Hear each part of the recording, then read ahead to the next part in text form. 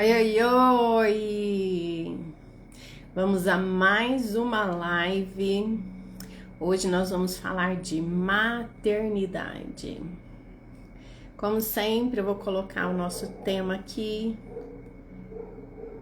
para quem entrar, saber do que nós estamos falando, né? Quem entrar ao vivo. Esperando também o Instagram mostrar que aqui estou.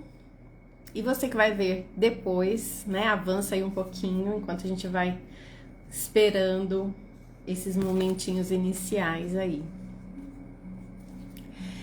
Hoje eu resolvi falar de um tema que na semana passada eu abri várias caixinhas e veio muitas questões nessas caixinhas sobre maternidade. Na verdade, eu abri caixinha 2 dias e vieram algumas questões sobre maternidade e eu tentei compilar tudo isso nessa live que nós vamos falar hoje. Maternidade, né, às vezes a gente acha que é um tema só para quem é mãe, mas não, maternidade é um tema para todos nós, porque todos nós chegamos nesse mundo através de uma mãe. Todas nós chegamos, né, aqui nesse lugar, planeta Terra, através da primeira casa que nós tivemos, que é o útero, que é a nossa mãe. Nossa mãe foi a nossa primeira casa aqui. Nosso primeiro modelo, né, emocional. Nós vivenciamos junto dela esses 9 meses, né, de gestação, 7, depende aí de cada um, aquilo que ela vivenciou naquele período. Então a gente absorve muito disso. E quando a gente estuda constelação familiar, né, um dos primeiros módulos que a gente fala, e durante muito do curso a gente olha muito para nossa mãe, para esse modelo de mãe, para o arquétipo de mãe. E nós vamos falar um pouquinho sobre tudo isso hoje. E é curioso porque quando a gente fala do corpo físico da mulher, a gente estuda muito isso nos movimentos, nos cursos de constelação. Nossos óvulos, né, são produzidos todos enquanto a gente ainda é bebê. Então, quando a sua mãe era um bebê na barriga da sua avó materna, os óvulos, né, dela já estavam sendo produzidos ali. Então, aquele óvulo que te gerou já existe fisicamente como uma célula física, absorvendo informações físicas, desde que sua mãe era um bebê no ventre da vovó. Então, isso é muito forte, né? Isso é muito simbólico. Então, tem uma partezinha sua que originou todo o seu corpo, todas as suas células, que existe nesse planeta muito antes de você. E depois, no seu processo, né, de fecundação, aí essa célula se junta ao espermatozoide e então gera o seu corpo físico. E eu falo sempre, né, óvulo e espermatozoide sozinhos não criam vida. A gente precisa sempre de um terceiro elemento, né? Quando a gente estuda aí a numerologia, quando a gente vai para os ensinamentos esotéricos, tudo se manifesta no 3. Então, o que é essa terceira parte, né? É a nossa centelha divina, é a nossa alma, a nossa essência. Então, óvulo, espermatozoide e essência juntos, unidos, que trazem a nossa vida, né? Que nos dá a possibilidade dessa existência aqui e agora. E isso tudo é um presente muito grande, né? Isso tudo é um presente muito maravilhoso por si só. E por isso que esse tema é tão complexo, por isso que esse tema é tão importante de ser visto, porque existem muitas pressões sociais, existem muitas visões distorcidas, romantizadas, quando a gente trata desse tema que é a maternidade. Quando a gente fala que tá grávida, é sempre uma alegria, porque é uma vida nova que chega, porque é uma vida que se faz. Muitas vezes a gente tem o desejo, principalmente quando tem esse desejo, né? Quando a gestação foi desejada, pensada, planejada. Então a gente celebra muito essa vida que chega. claro. Mas quando essa vida chega, ativa no corpo físico muitas memórias, ativa no campo da família, no campo sistêmico, muitas memórias. E nem sempre essas memórias são só positivas. Eu falo que existe espaço para a gente experimentar tanto o positivo quanto o negativo juntos. Nosso coração, ele é elástico, né? Ele cabe tudo, ele cabe todos os sentires dentro. Um sentir não exclui a possibilidade de um sentir oposto, antagônico. E nós somos esse ser complexo mesmo. Então, muitas vezes, quando a gente tem lá o resultado, né? Quando a mulher pega o resultado lá e descobre que tá grávida, vem muita alegria, vem a celebração, mas vem milhares de medos, vem o luto dessa mulher, principalmente no primeiro filho, né? No primeiro filho, a mulher entra em luto, porque ela não vai ter mais aquela vida. Depois que o bebê nasce, a mulher, ela morre. Ela precisa, aquela mulher que ela conheceu, que era ela por ela morre. Agora não existe mais espaço para ser só ela por ela. E por um bom tempo ela vai viver só por esse bebê. Depois que ela vai, aos poucos, retomando a identidade da mulher, né? Ela passa por um tempo vivenciando somente essa identidade da mãe. Então, e arquetipicamente, né? O que é arquétipo? O que é um arquétipo? Arquétipo é um padrão que ele é quase que percebido da mesma forma por todo mundo. É um modelo mental que todo mundo tem. E o arquétipo da mãe, ele é muito idealizado. É como se fosse uma perfeição, né? Porque a mulher, quando gera uma vida, ela se aproxima muito de Deus, do Criador, né? Então ela entra por um lugar de muita divindade, e aí as religiões já trazem aí histórias também que enaltecem muito esse lugar de divindade.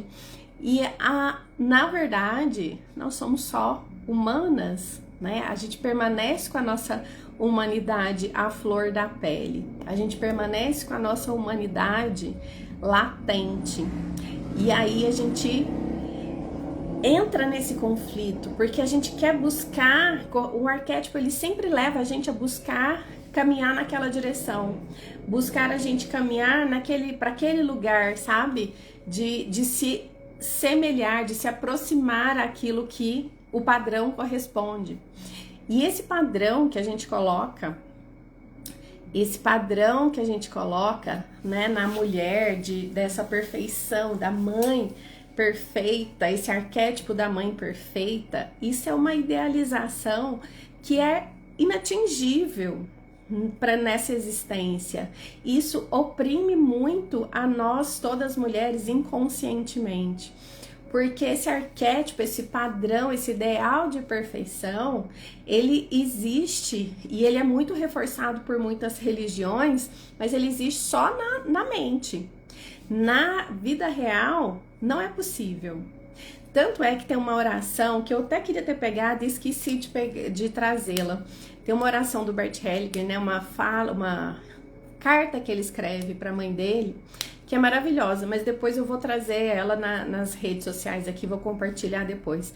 Que ele fala o seguinte, né? Que ele libera a mãe de todas as expectativas dessa mulher perfeita. Que ele espera que a mãe dele se reconcilie com essa mulher comum, né? E isso é muito importante da gente fazer. Isso é um caminho muito importante da gente fazer com a nossa mãe e nós que somos mães também, sabe? Caminhar para esse lugar de reconciliar com a nossa humanidade, de nos reconciliar com aquilo que é imperfeito em nós. E quando a gente se torna mãe, essas imperfeições, esses conflitos, eles vêm muito à tona. Tudo aquilo que a gente não processou, às vezes, na nossa infância, muitas vezes retoma quando a gente se torna mãe, quando a gente se torna pai. E aqui a gente vai falando de maternidade, né? Por que eu não tô trazendo a paternidade junto? A paternidade, ela vem é experienciada diferente, né? O vínculo paterno, ele é experienciado muito mais depois que o bebê nasce. Na mulher não, é a partir do momento que a gente começa a gestar, né? Começa a perceber que tem um coraçãozinho batendo dentro da gente, já começa diferente. E os primeiros anos do bebê, o vínculo é muito maior com a mulher. E muitas vezes, depois, para ir para o pai, essa criança precisa da liberação da mãe. A gente trabalha isso muito na constelação também. E nem sempre as mulheres conseguem fazer isso. E principalmente nos dias de hoje, a gente vê muitas mulheres, né, feridas aí no seu processo com os homens também. E aí a gente acaba o quê? Abraçando muito esses filhos e não deixando que eles caminhem também para a esfera do pai. Então isso é um trabalho difícil, porque às vezes nem nós tivemos a oportunidade de ir, né, para essa esfera, essa liberação sistêmica de ir para os nossos pais. Porque a gente vem de um ciclo e a gente observa muito o quê? De geração em geração, o que acontece? Existem as compensações. A gente vai tomando as dores, né, muitas vezes daquela geração anterior. E nossa geração, da minha faixa etária aí de 30, 40 anos, 50 anos, muitas vezes a gente viu casamentos, dificuldades muito nas relações com o masculino.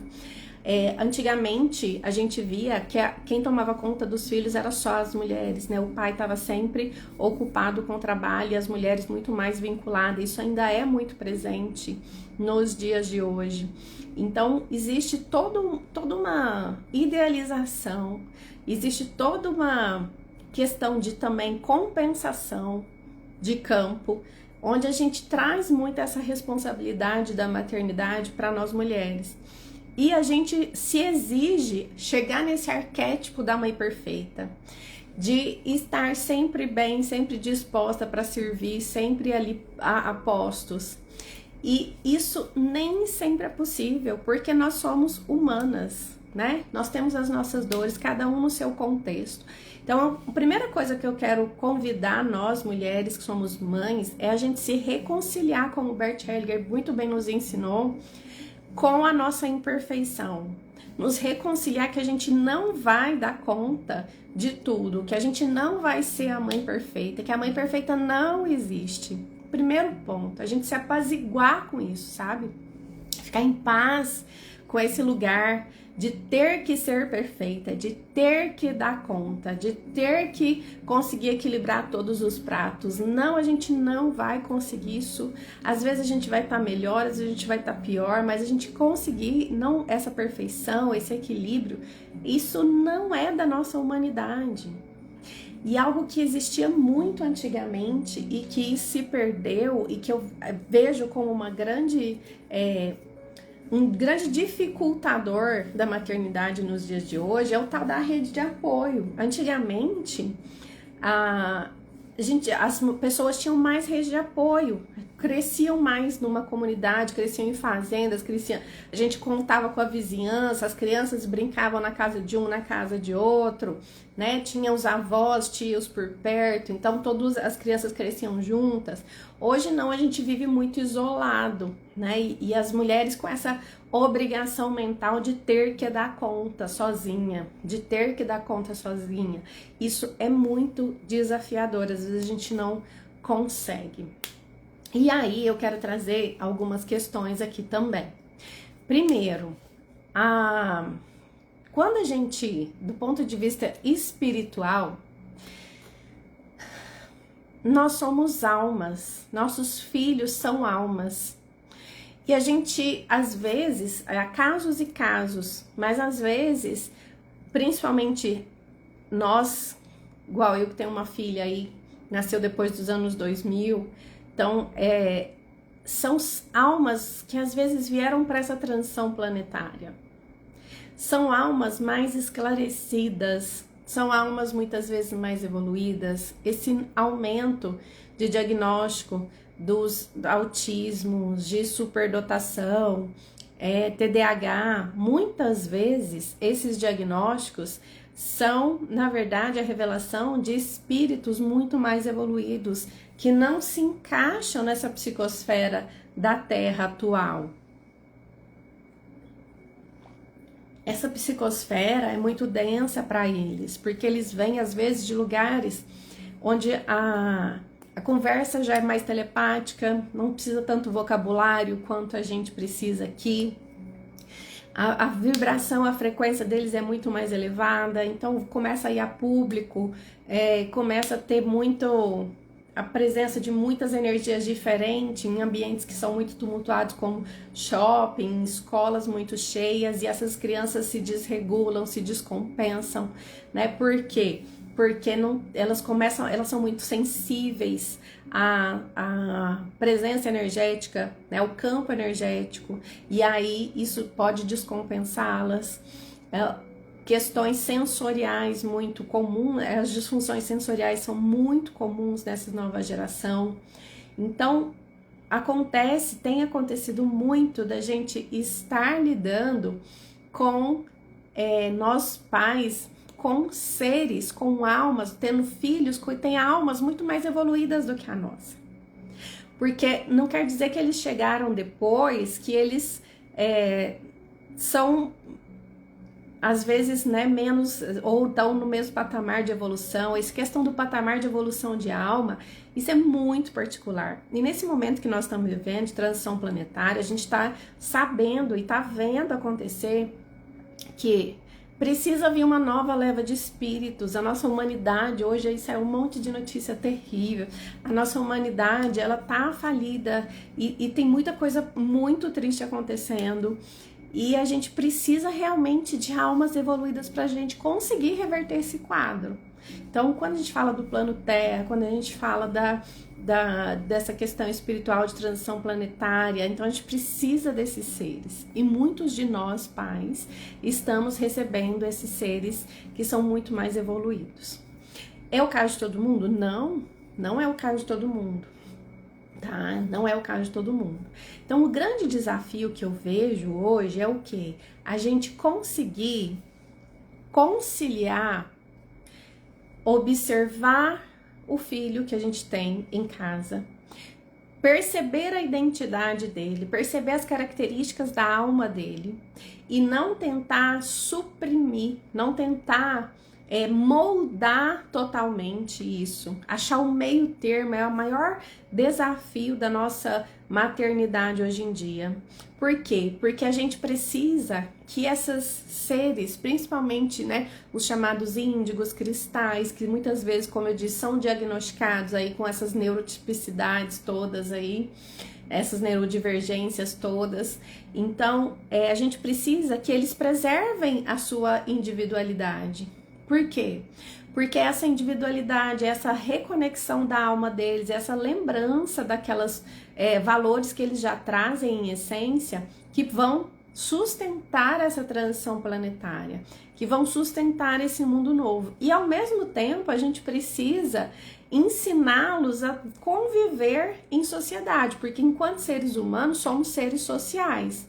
Então, nosso grande desafio é esse: como eu faço para manter a individualidade, reconhecer, né, os valores, as potencialidades daquela alma que está ali sendo tutelada por mim, que escolheu nascer como filho nesta existência, e também muitas vezes tem resgate kármico, tem muitas coisas para fazer ali sim, e ao mesmo tempo ensino a viver em sociedade, ensino a ser um ser humano funcional para a sociedade, para o todo, para contribuir também com o todo. Então, esse é o grande desafio da maternidade nos dias de hoje. E nós, enquanto maternidade, né, nós aí que já temos filhos adultos, aí de 30, 25, 30, a gente também tá vendo uma geração que a gente permitiu demais. Tem uma geração também que a gente permitiu demais fazer o que quer e aí não consegue se enturmar enquanto sociedade, não consegue ser um ser humano funcional. Então, homens, mulheres de 30 anos, 35 anos, 40 anos, ainda morando com os pais, ainda não conseguindo se sustentar. Então, é um desafio muito grande. E o alto índice de mães solos que a gente tem hoje em dia é também preocupante. Por quê? Porque instintivamente, biologicamente, a mulher, o feminino, ele faz o quê? Ele protege. A mulher, ele dá esse instinto de proteção. E quando falta o pai, quando falta essa energia masculina presente, não, às vezes não só no pai, mas na forma do avô, na forma do tio, na forma que é possível ali dentro da família, quando falta essa energia masculina, falta essa força de ir pra vida, sabe? Falta essa força de arriscar, falta essa força de se movimentar, de ação. E olha que curioso, eu tirei uma carta mais cedo, saiu essa questão da ação, e agora que eu tô me dando conta, me conectando aqui, que tem a ver com essa presença do masculino, né? E a gente escolheu falar de maternidade, mas o masculino se fez presente aqui, o masculino, né, se manifesta, porque é isso, nós precisamos de pai e mãe, nós precisamos de masculino e feminino, e nós temos essas duas potências individualmente dentro da gente, e nós precisamos aprender a lidar com isso, sabe? Precisamos aprender a integrar essas forças dentro de nós. Nós, enquanto mães, a gente precisa se curar. Tudo aquilo que eu observo de dificuldade no meu filho, o primeiro movimento que eu tenho que fazer é olhar em mim. Como isso se dá? Olhar em mim, olhar no pai, como isso se dá? Então, toda a dificuldade dos filhos, a gente trabalha primeiro em nós mesmos, enquanto pai e mãe. Tudo aquilo que a gente cura em nós, a gente passa para essa criança uma liberação e um exemplo. E a criança, ela aprende muito mais pela observação. Os filhos, em qualquer idade, na verdade, aprende muito mais observando o que você faz do que aquilo que você fala. Então, curar em nós é algo importantíssimo para liberar nos nossos filhos.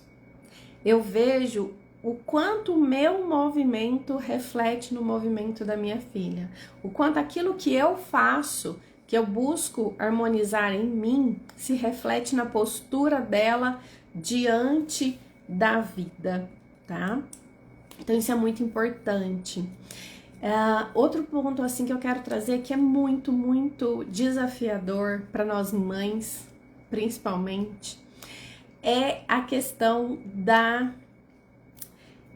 do narcisismo.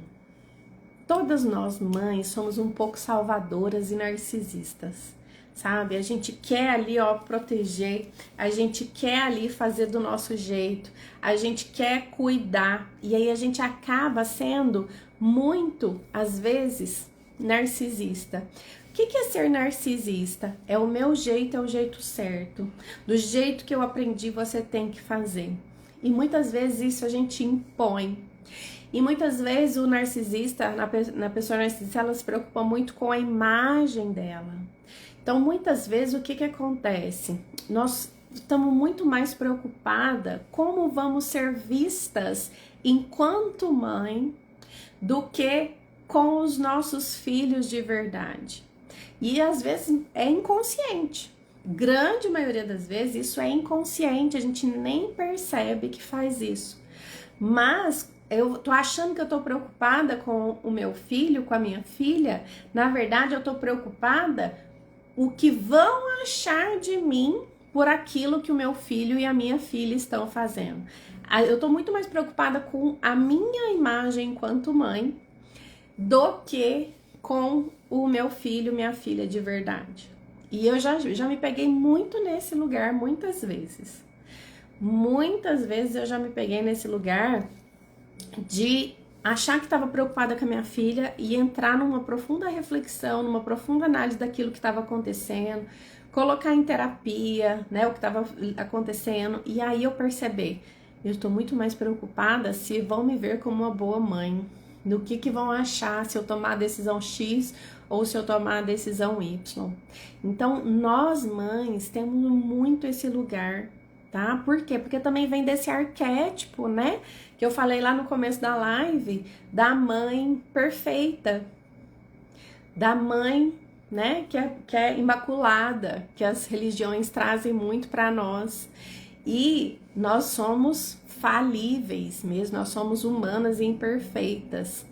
Então, o que que acontece? A gente precisa começar a olhar muito para a real necessidade do nosso filho, da nossa filha, para as reais necessidades dele, e sempre ter em mente aquilo que eu trouxe. Como é que eu preservo aquilo que é natural dele, que é dom dele, que é a identidade dele, mas o ensino ao mesmo tempo a conviver em sociedade, a se tornar uma pessoa funcional, né? Então, como que a gente faz isso?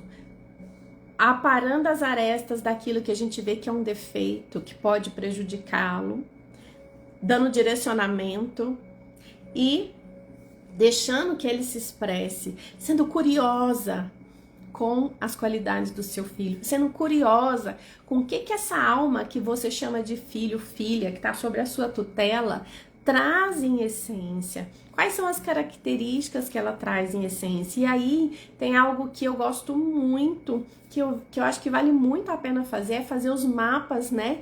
Tanto numerológico, astrológico, seus e do seu filho. Porque quando você compara, né? A gente fala sinastria, quando você compara o seu mapa com o do seu filho, primeiro você, com o mapa do seu filho na mão, você vai saber o que ele traz de potencialidade, o que ele traz de desafio, para onde ele precisa caminhar. Então já é meio que um manual, um direcionamento para você ser mãe dessa criança, mãe desse adolescente, mãe desse jovem. Você vai saber o que a alma dele escolheu para essa experiência. Então você já vai poder apoiar aí na essência dele, inclusive fazendo esses direcionamentos naquilo que precisa de ajuste para lidar com a social, para lidar com a sociedade, entende?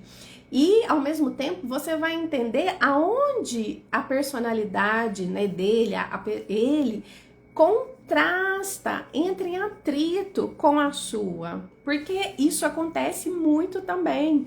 Por isso que no Divinamente Humanos eu falo, né, que os pais, a nossa família, são os nossos personal trainers emocionais. Então, o que acontece? Eles vão nos tracionar, né, nos desafiar, nos testar em muitos pontos, que é os pontos que a gente precisa se desenvolver emocionalmente.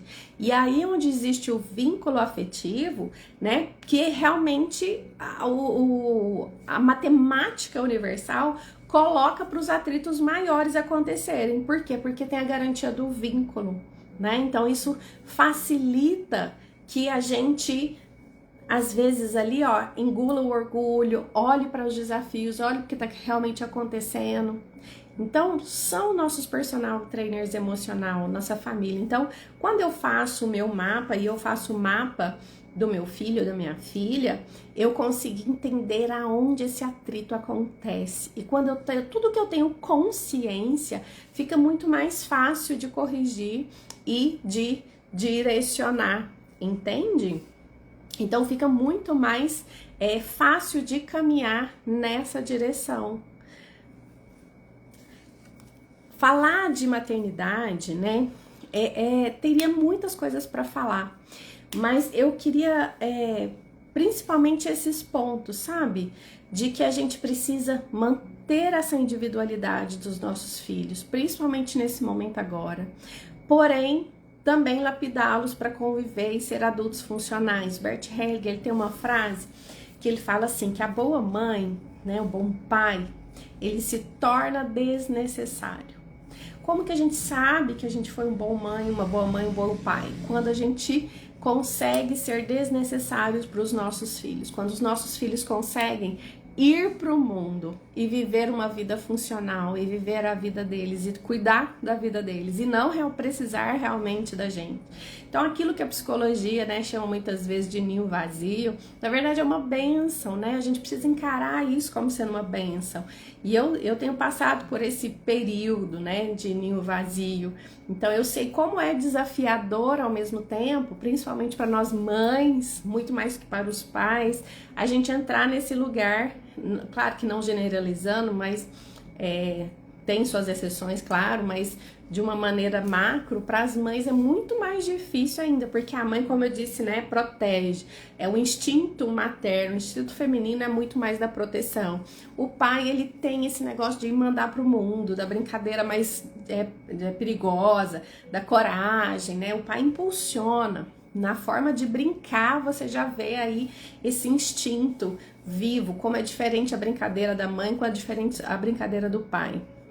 Então, para a mãe ainda é mais difícil se tornar desnecessária, mas esse é o maior indicador de que nosso papel deu certo, porque a gente precisa lembrar que a nossa ser pai e mãe é pro resto da vida, mas a função, estar ali na ativa, exercendo diariamente aquela função, ela tem prazo de validade, né? A gente precisa liberar essas almas para o mundo, porque eles vieram através de nós geramos o corpo físico, nós direcionamos, nós educamos, mas são almas, né? São almas que o Criador nos deu esse privilégio aqui de conduzir, mas que é dele, não é nossa, né? São almas que têm a sua individualidade, a sua vida própria, entendem?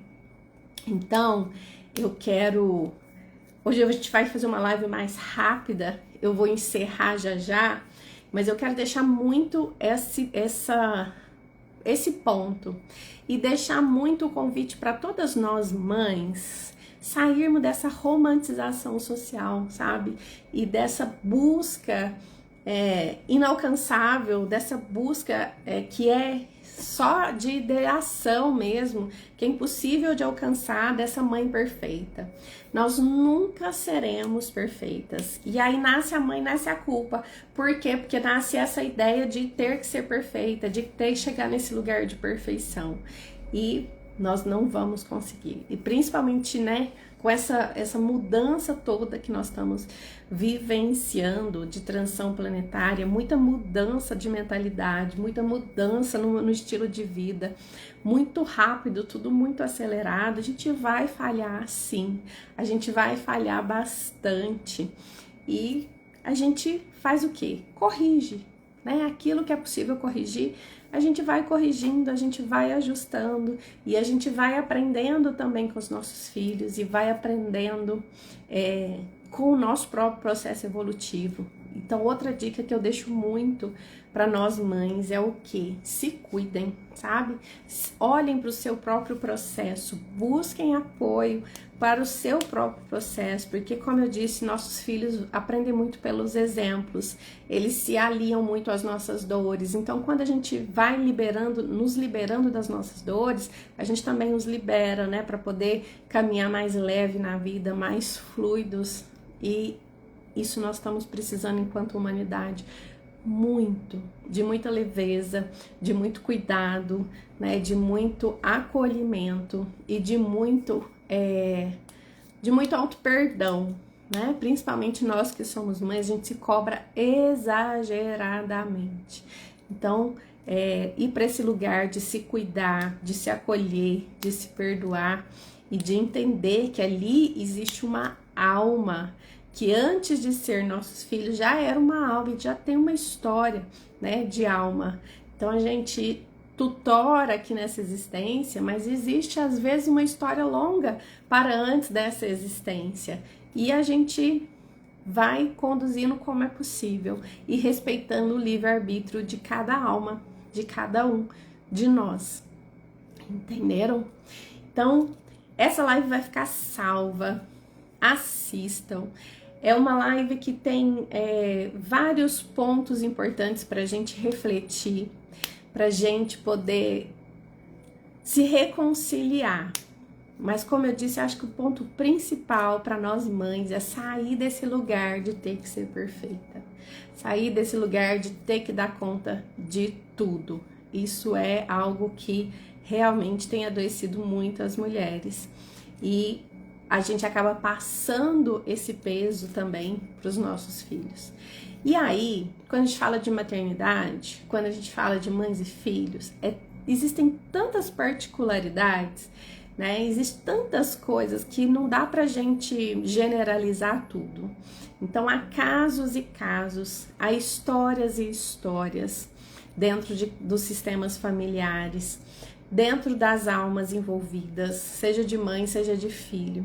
Então, não compare a sua história com a história do outro. Não compare a sua maternidade com a maternidade de outras pessoas. Vá para a individualidade do seu contexto, sabe? Busque trabalhos, busque terapias, busque constelação familiar, busca desenvolvimento espiritual, busca entendimento, né, do plano de alma de cada um dos envolvidos aí, mas entenda que é uma história particular, porque uma das coisas que mais adoece a gente é ficar comparando a maternidade com outra.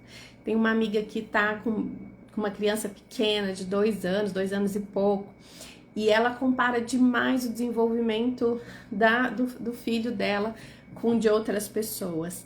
E cada um é cada um. A gente tem que aprender a isso, né? Apesar de a gente estar vivendo num mundo e numa era que direciona a gente para poder incentivar essa comparação, as redes sociais, padronizando tudo o tempo todo, colocando tudo em caixinhas o tempo todo. Quando a gente fala de ser humano, a gente tem que respeitar as individualidades.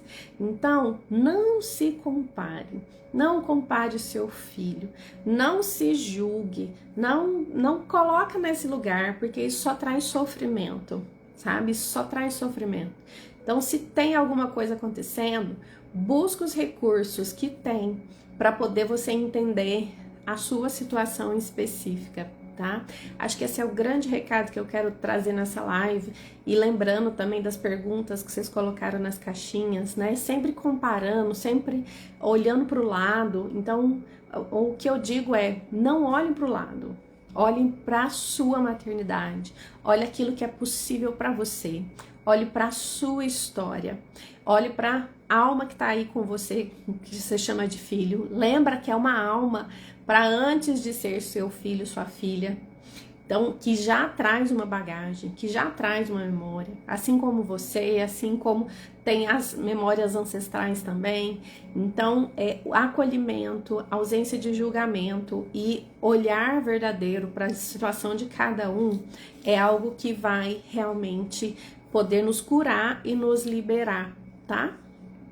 Essa questão, quando a gente fala de ser humano, principalmente quando a gente fala de maternidade, de paternidade, é algo que a gente precisa olhar com muita delicadeza e com muito particularidade, com muita assertividade. Generalizar, o que eu podia generalizar e trazer de direcionamento geral nessa live, eu trouxe, né? Então, mas o maior convite que eu trago nessa live é: olhe individualmente para a sua história. Olhe individualmente para os seus desafios na maternidade, na paternidade, com a sua mãe, né? Porque aqui a gente está falando muito de mãe para filho, mas também você olhar para sua mãe, olhar para o seu pai, olhar para a sua história, para aqueles que vieram antes.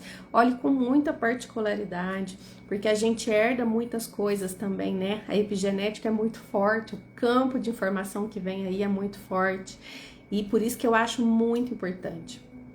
Quem estuda constelação familiar, eu sou professora de constelação, sou consteladora, amo a constelação, mas eu vejo muito erro acontecendo nas constelações familiares, porque quem às vezes lê o Bert Hellinger, lê os livros do Bert Hellinger, toma algumas coisas como sendo verdades absolutas, sendo que na verdade muitas coisas ali ele vai falando daquele campo específico. Muito dos livros do Bert Hellinger são relatos de workshops de constelação, e quando a gente está fazendo um relato de uma constelação, é um relato daquele campo específico, relato daquela história específica. Então, existem padrões enquanto humanidade em muitas coisas. Se existem padrões, a gente tem algumas coisas em comum, muitas coisas em comum. Mas eu falo que o ideal é abra o seu campo, né? Pega uma pessoa que você realmente confia, e se tá com um problema sério, Coloca isso no campo, porque o campo revela, porque o campo mostra o que está no inconsciente, aquilo que está sendo difícil verificar e aquilo que é realmente a sua particularidade, a particularidade do seu problema, do seu desafio que você está enfrentando. E aí, a partir dessa sua particularidade, você vai traçar um caminho de solução, tá? Então, o maior recado é esse. Quando a gente fala de sistema familiar, são inúmeras variáveis. Não dá para comparar, não dá para generalizar e principalmente não dá para se martirizar enquanto mãe, enquanto pai, comparando aí com X, Y, Z. Não dá. Cada um é cada um. E nós estamos numa transição planetária onde está tudo mudando, onde precisa mudar, onde muitas coisas ruins precisam ir embora, precisa ruir. E para aquilo que é ruim ir embora, precisa ser mostrado, né? Precisa ser visto. E tá vindo muita sujeira aí debaixo do tapete em toda a humanidade. E a gente precisa olhar para isso sem julgamento também, sabe? Entendendo que é uma fase que preciso deixar aí. Porque é uma coisa que Bert Hellinger também fala muito. Tudo aquilo que eu rejeito, cresce dentro de mim. O sentimento de rejeição, o sentimento de julgamento, de crítica. Quando a gente tá nesse lugar, o que acontece? A gente cola naquilo que a gente rejeita, naquilo que a gente critica. Aquilo se conecta com a gente tá conectado por essa vibração, né? Então eu preciso o quê? Eu não preciso concordar no sentido de fazer igual, de que faria igual. Ah, eu concordo, eu faria igual. Não, concordar na constelação não é isso. Concordar na constelação é aceitar que aquilo existe. Eu aceito, mesmo não entendendo, mesmo não fazendo daquele jeito, mesmo sendo uma forma que eu não agiria jamais, eu aceito que aquilo exista em alguém, em algum lugar, em algumas pessoas, em algum grupo, sei lá onde. Mas eu aceito que aquilo existe. E tudo aquilo que eu aceito, tudo aquilo que eu acolho, que aquilo é como é, aquilo se apazigua dentro de mim. Então, Bert Hellinger também falava, né? A realidade é soberana. Então, aquilo que é realidade, eu concordo que exista. Talvez eu não concorde com a forma, mas eu concordo que existe. Que é daquele jeito que aconteceu. Daquele jeito foi o que foi. A gente não volta, não tem como voltar. Tem como aprender a lidar de agora para diante de uma outra forma. Então, quando a gente fala das constelações, né, eu trouxe muito, quando fala de família, fala das constelações, fala muito de Bert Hellinger. E eu espero que essas frases, espero que essa live tenha trazido um pouco de respostas às perguntas das caixinhas. E depois, se houver ainda mais dúvidas, me mandem no direct. Quem for assistir depois essa live, me manda aí do direct e que eu vou tentando responder, tá bom? Lembrando que amanhã, quinta-feira, a gente tem reencontro aqui em Tumbiara, na Pirâmide, e que no Carnaval a gente tem retiro em Caldas, e que nós estamos com um valor promocional ainda esta semana do retiro. Então, quem tiver interesse, corre e aproveita. E amanhã, encontro gratuito na Pirâmide do Espaço Vegeton aqui de Itumbiara, tá bom? Beijo no coração de todo mundo. E a gente se encontra também nas lives semana que vem, na terça-feira. Um beijo, gente!